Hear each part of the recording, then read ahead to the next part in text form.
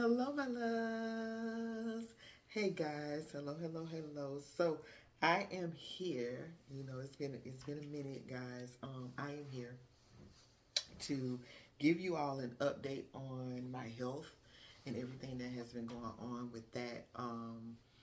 So today is it has been 3 years to the date that I was diagnosed with stage 1 cervical cancer.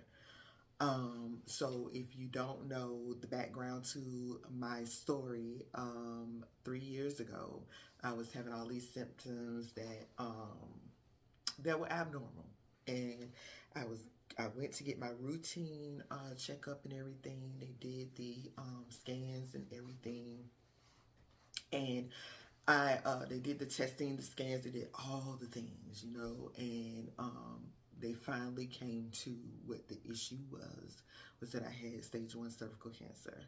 One of the things that I want to make sure that is very important and very vital, and something that you get from, if you don't get anything else from me, one of the most important things I want you to get and to understand and to remember and make very important in your life is to get your checkups. For your yearly pap smear, you're supposed to get those every year, but I think they've extended them to like 2 or 3 years.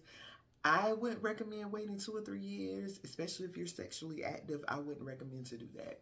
I would recommend that you do it every year, as is covered by your insurance if you have insurance, and if you don't, because I think they are covered, even though, but I know under your insurance they should be covered for free under your insurance.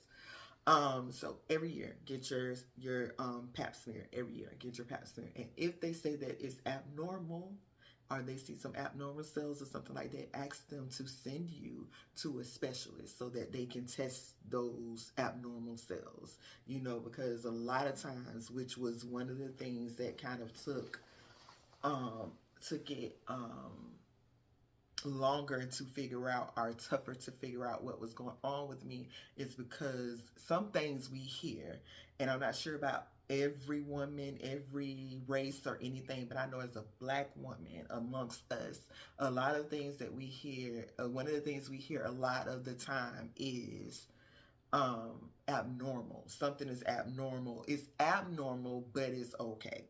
It's abnormal, but it's common. And so now my thinking is, and anytime you tell me something is abnormal, it should not be common. So now I need to get tested.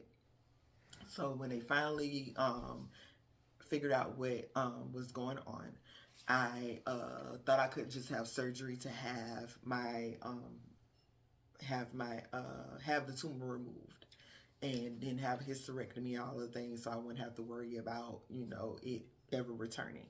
But the tumor was too big for that, so I had to be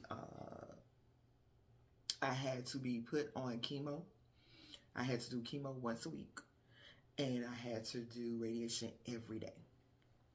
So and let me break down some of these things, because before I was diagnosed and went through it, I didn't understand some of these things and didn't know some of these things.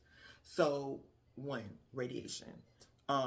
Radiation is different for everybody, just like chemo is different for everybody. For me, they had to do radiation. Of course, where my cervix is located, they had to do that. Every morning, I had to make sure that my bladder was full, because they wanted the bladder to block the other organs, so that the radiation would not affect them as much and as bad, so that I would still have full functioning, and it was still working very well, and I wouldn't have to worry about any other surgeries or any other treatment or anything to treat those organs as well. Let's just focus on the cervix, and let's just get that together, okay? So that we don't have to worry about anything else. So that's what I had to do every morning. I had to make sure that my bladder was full before they did radiation. The radiation didn't take long, but it's scary, because it's like these arms that are like going around you, and if you're laying back looking at that, with knowing what's going on with you, it can be a very scary thing. You're thinking, because I mean, and it's not some people get burned by it, and I feel like I wasn't burned as bad because number one, I didn't have to have the treatment as long, and number two, I'm melanated. So, you know, I had conversations with some of our some Caucasian women or whatever, are Caucasian people, period, and they would talk about the burns that they were enduring, the things that they would go through. Thank God I didn't have to go through any of that. Yes, it did singe me a little, like the hair wouldn't grow and all those things because it burned me a little, you know, but it wasn't so bad to where it affected a lot of things, you know, or hurt me. So that was a good thing about it. We bless God for that. So with that, you don't feel it as it's happening. You don't feel that. It's kind of like having an x-ray. So every day that was happening. So I had to make sure my bladder was full to protect my organs, and plus, you know, watching this thing scan my body and go around my body to make sure that it's, you know, hitting and radiating through all of the cancer. So we'll do that every morning, but it will make me tired and weak. You know, even though you won't feel anything, it made me tired and weak going through it.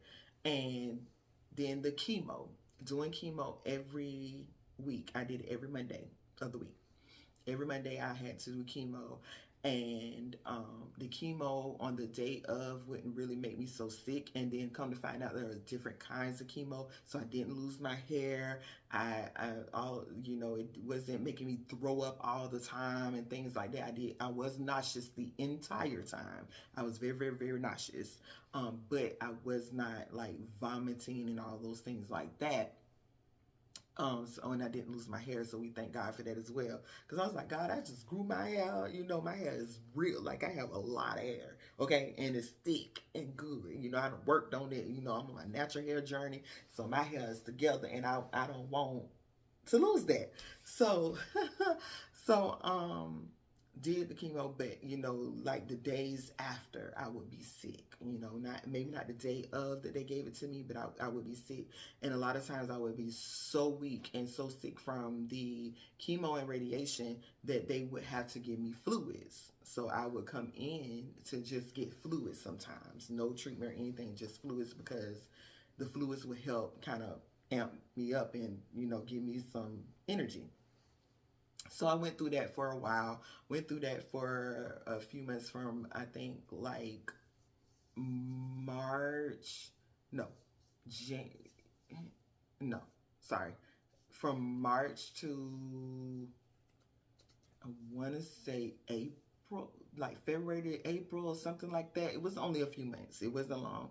Of 2021, I started my treatment. And before I got done with the treatment, they let me know that the cancer was all gone, but they continued the treatments because they wanted to make sure that it wouldn't come back. And so everything around it that it could invade, they continued to do. Where the third thing I had to do was internal radiation, where they would put me to sleep and they would go directly in and shoot radiation into the tumor. So I would have to do that once a week after I was done with the chemo and radiation. So I had to do that for about 4 weeks, I think. So when they went in to do the first internal radiation, they saw that the tumor was gone. So we thank God.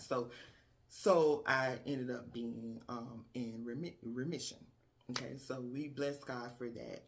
So we're going to fast forward. I just want to give some little background. You know, if you haven't never heard my story, I don't remember it, I wanted to make it a point to make sure that you go get your scans and you get your pap smears and all the things you need to get done. Now, when it comes to cervical cancer is not anything that's genetic, anything that you just happen to have or anything. It only comes from a virus called HPV. And so that is something that anybody can get. It's so common. It's almost like chicken pox or something like that, that they have created a vaccine for your children. So if they ask you if you want the HPV vaccine for your children, please get that, because it can prevent them from having any. It's not just cervical. It could be cervical cancer, uterine cancer, any reproductive cancer, they can get it. And the men, as well. Men can get it as well. Men can get testicular cancer. What I think is it prostate? I mean, I don't know y'all anatomy like that, but you guys can get certain cancers as well. If you're not treated or anything like that, because it's so common. So they have a vaccine for your girls and your boys, the HPV vaccine. Make sure you get that, okay? So again, let's go ahead and fast forward. So to now, in the 3 years, it's not been easy, but it hasn't been the hardest. I've had some trials. I had some things that have happened even in the last couple of months. So in September, I had been having pain and everything that I shouldn't really been having lately. I had been having a lot of pain, and then I started to have like slight bleeding and things like that, you know. So it's tough for me to be sexually active a lot because it can trigger me to have pain or bleeding or something like that. So this time the pain just kept coming. The pain was so bad or whatever. So I ended up going to, did I end up going to the emergency room this time? I can't remember if that was one of the times, because I've been to the emergency room a few times lately.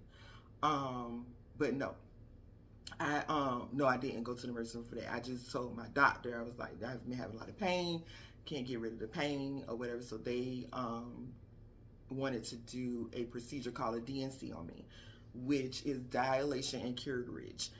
Where they go in, they open up your cervix and they go in. Oh, I had fluid buildup. That's what happened. I was having a lot of pain, and I have to have scans like every 3 months. I have to have CT scans so they can check and make sure that the cancer hasn't come back or anything is going on. So my scans usually come back clear, right? So this last time, at the beginning of September, I had my scan and they saw why the pain was happening, because I had fluid buildup in my uterus, which I should not be having, because my uterus and everything from the radiation, my uterus, the bladder part doesn't protect that, like your uterus and all those things. My uterus had and my ovaries and all those things had pretty much shrunk and scarred up so bad they are not usable, okay? So I don't have bleeding and fluid and pain and all those things, because I don't have a cycle anymore or anything. So I should not be having pain, right?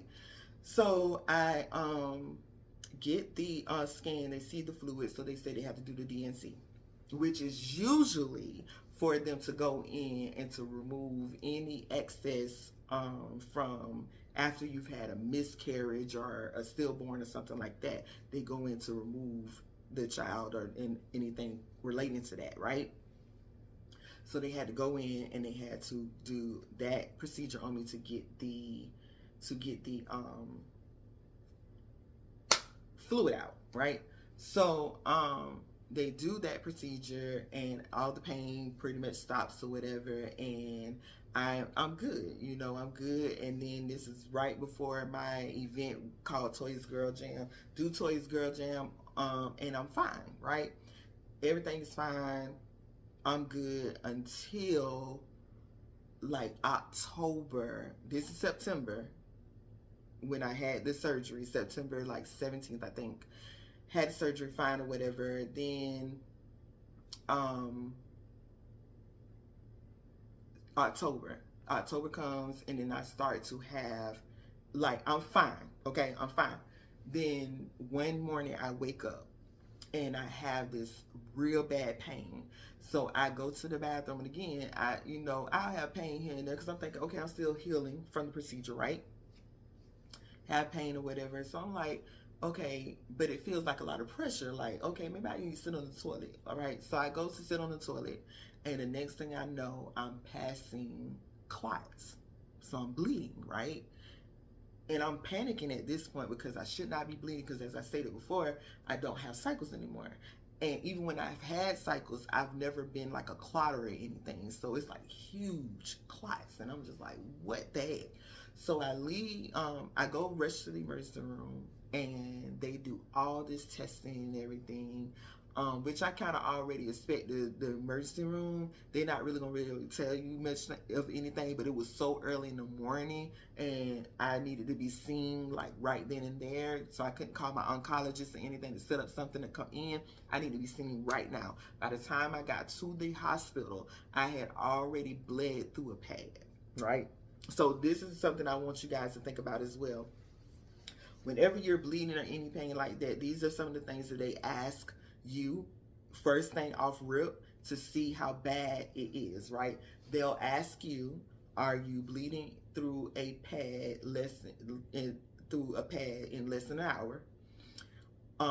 What size are your clots? Are they dime size, nickel size, quarter size, or golf ball size? Mine were starting off golf ball size. So they'll ask you that, and then they'll ask you what happened before for the bleeding. So my procedure was September. I should not still be having an issue in October. Okay, so and then I had stopped bleeding from the procedure, so I should not be having these issues, right? So I was thinking about that, I said, okay, I need to go. So they did all the scans, they did all the tests, they did all the things. They didn't really see anything, and they didn't stop the bleeding, but they stopped the pain. They gave me some pain meds or whatever to stop the pain, but they couldn't do anything about the bleeding. So I followed up with my oncologist after leaving the emergency room. Follow up with my oncologist, and my oncologist says that they would have to recommend another procedure for me to get done, which is called uterine embolization, right? So uterine embolization is where they'll go in through your leg to the artery that leads to your uterus. And so they will insert something in there to stop the blood flow to the uterus or from the uterus, so that any bleeding or anything can stop happening. So I got that done, and initially, before I was told to have that done, initially before I had it done, I was told they usually admit people 24 to 48 hours because they want to monitor you because how bad the pain can be. Now, I've had 4 children, so I'm like, okay, anything that I've experienced pain-wise has not been as bad as labor pain. So I'm like, what the heck can be so bad that they got to admit you? So that low-key scared me a little bit because I have a very low threshold for pain, okay? So I was like, but thankfully they'll meet me and I'll be there while they're doing it or whatever, so I won't have to worry about being at home or having to come back or anything like that. So go in, have the surgery. So this is another thing that I want you guys to take from this. Always, number one, ask questions. Always ask questions. Always ask questions. And always have an advocate with you if you can when you're dealing with something serious, okay? So my husband was with me on the day of the surgery. He knows everything about what's supposed to happen. I've given him the details. I told him what the doctor said, all the things, so he can know, So if I can't do anything, if I can't talk, or if I can't handle something, you'll be there to do that, okay? So he knew I was supposed to be admitted. So I get to the hospital, get all ready for my procedure. The doctor that's doing the procedure comes in and says, well, we're about after the procedure is done, we're gonna monitor you a couple of hours, then we're gonna send you home. He said, you look concerned, because my face looking like this. I said, yeah, because before I was told I would have to be admitted, and now I'm not being admitted. How you go from being admitted to not being admitted? And so he said, well, usually what we do this procedure for, is for something more serious than the condition that you have. So your pain shouldn't be that bad. It should be able to go home, okay? And I was like, okay, all right. And I'm still looking concerned, but I was like, all right, sir. So we'll see. Okay, go have the procedure. Everything goes well with the procedure. They take me back to the holding area to wait for a bed for me to go into recovery. They didn't tell me that they would have to monitor me about 5 hours now, because They want me to lay straight on my back, lay still, and my leg extended because they want to make sure that my leg is still functioning well. My pulse and everything, my vitals are great or whatever after doing that kind of procedure. So now I'm concerned again because I'm like, it went from 24 to 48 hours going to be in the hospital. Then it went to maybe a couple hours. We'll monitor you after and you can go home. And then now it's 5 hours. All right, people. Okay, so go into the holding area and I'm sitting there for like an hour or so, not long. And the next thing I know, some pain starts to happen. So I was like, okay, it's a little pain. I just had a procedure, okay? So I told the person that was monitoring me, I said, hey, I'm having a little pain. So they give me something in pill form. I'm not going to say the name of the drugs because I'm not sure how safe it is to say names on like, you know, on the internet about drugs. Hey, I don't play games like that, so I'm not going to say names of the drugs. But so they gave me something in pill form. So in my mind, I'm like, I got a whole IV in my arm. You might want to give it to me that way. But okay, the pain is not that bad, and I have a very low threshold for pain meds as well. So I was like, okay, you give me this, I should be fine. Maybe 30 minutes to an hour later, I am now being moved to the recovery area. And the pain meds are not really working yet, okay? By the time I get to the recovery area, I am in full-blown pain, okay? So this is how quick this is escalating, right? In pain. They're setting me up in the recovery area. They're saying things or whatever. My husband's like, hey, you know, she's not looking okay. You might want to give her something. This is not working. Da, da, da, da. They was like, well, they just gave her something, so we don't want to give her anything. And he's like, okay, so we wait a little longer. And so the pain is not getting better. Okay, something is wrong because usually these pain meds work for me. So they then see, because now I'm in full-blown tears. I am in full-blown pain. I can low-key, like literally, I'm trying not to scream and all the things because there's other people in here. I'm trying to be considerate. Then they start to give me other stuff. It's not working. Then they try to give me something else. Not working. So at this point they say, okay, we're going to send you back down so they can admit you, because at this point what we're giving you is not working. And at this point I'm nauseous and vomiting and all the things, okay? So they're like, the meds that we would need to give you, we can't give you in this area, so we got to send you back so they can admit you, da da da. So at this point, I am in full-on pain, nausea, vomiting, and I'm vomiting at this point because they're giving me stuff that's making me sick, plus I'm in a lot of pain. So my body is just rejecting stuff left and right, okay? So they get me down there, and they give me some other meds or whatever, some real strong stuff, okay? So now I'm about sleep. It curbs the pain some enough for me to calm down enough to go to sleep. By the time I wake up, and I keep waking up out my sleep, throwing up, nauseous, all this or whatever, like the whole night, okay? I finally wake up a good little bit, probably the next day. My husband says to me, and I'm looking around because I'm like, okay, I need stuff, you know, attached to me, IVs and fluids and things. None of that is attached to me, right? The monitors are to check my heart rate and all the things. So I'm looking around, and my urine is very, very dark. And I'm like, my urine, I drink enough water. My urine shouldn't be this dark. So my husband tells me, yeah, you know, I questioned him about that because I thought you had blood in your urine. That's how dark my urine was. He said, I thought you had blood in your urine. So I told them, and they said that that it was because I was dehydrated. And they didn't want to give me fluids in my IV because something was wrong with my IV, so they wanted me to try to dehydrate myself on my own, okay?